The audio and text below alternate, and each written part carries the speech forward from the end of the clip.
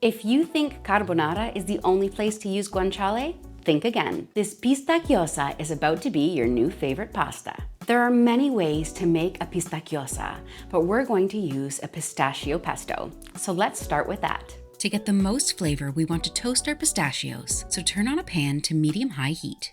Give them a gentle toss around the pan for about 5 to 8 minutes or until you can start smelling the pistachios.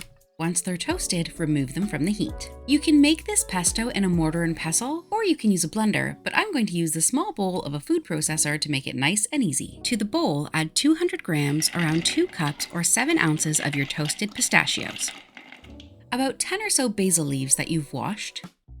I'm using basil, but you could substitute it for arugula or fresh garden leaves. Whatever green you have, you can use in this pesto. 75 grams, 3/4 cups of finely grated parmigiano reggiano cheese. And I like to pre-grate it so that my food processor doesn't have to work too hard. And 1 clove of garlic.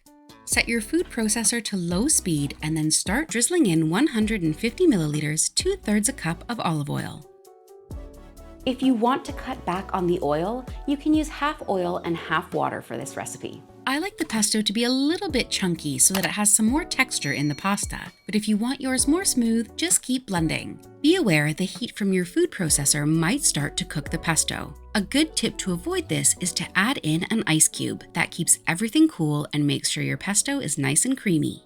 Let's prepare our guanciale. A good tip to make sure your cutting board doesn't move around is placing a slightly wet towel on your work surface. Then place your board on top of the towel and it won't move. I'm using a 300 gram, 10.5 ounce piece of guanciale. You want to be sure to remove the rind and the skin before cooking. These bits will remain tough and chewy in your pasta if you don't cut them off. But make sure not to remove too much of the guanciale fat or meat. Cut your guanciale into slices and then again into lardons. I like to make sure there's a good ripple of the reddish meat in the middle of each piece of guanciale. I bought this guanciale from my local Italian store, but you can also use pancetta or even bacon. I won't be mad. I know guanciale is hard to find. Place your guanciale into a cold pan. I like to use a large brazier so that I can toss all the pasta in when it's cooked. Set the pan to medium heat. And while that's cooking, set a pot of water on to boil. By putting the guanciale in a cold pan, it allows the fat to really render out, so you get beautifully crispy pieces of guanciale and you get that lovely fat to flavor your pasta and your sauce. Once your guanciale are beautifully crispy on all sides, mine took about 8 minutes, remove it from the pan. My guanciale did let off a lot of fat, so I'm going to drain some away. I can always add some more back in later. Turn your pan off so that it cools slightly before we add in any pesto. Season your boiling pasta water with plenty of salt, and then drop in your pasta. I'm using 400 grams or 14 ounces. That's about 100 grams or 3.5 ounces per person.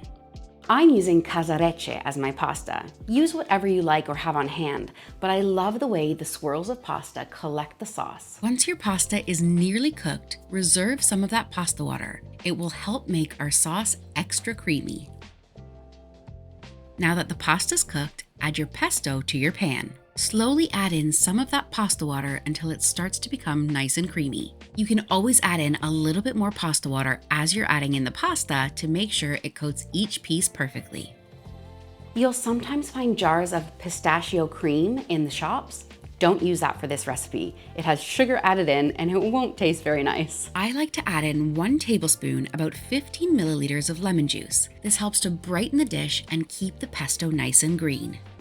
Add your pasta and guanciale back to the pan and adjust the thickness of your sauce with that remaining pasta water. You can see mine just needs a little bit more.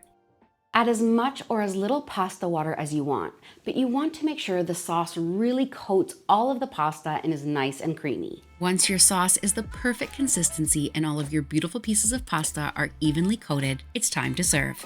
I like to top my pistachiosa with a bit of crushed pistachio all over the top. Buon appetito! The amounts that I've given in this recipe will serve 4 people. This is best eaten fresh, but actually it's pretty nice cold too, so don't even bother heating it up if you've popped it in the fridge. If you happen to have any leftover guanciale, why not try the most traditional carbonara on the internet? If you found this video helpful, please go down below, hit the like button, and make sure to subscribe because I come out with a new video every week. See you next time!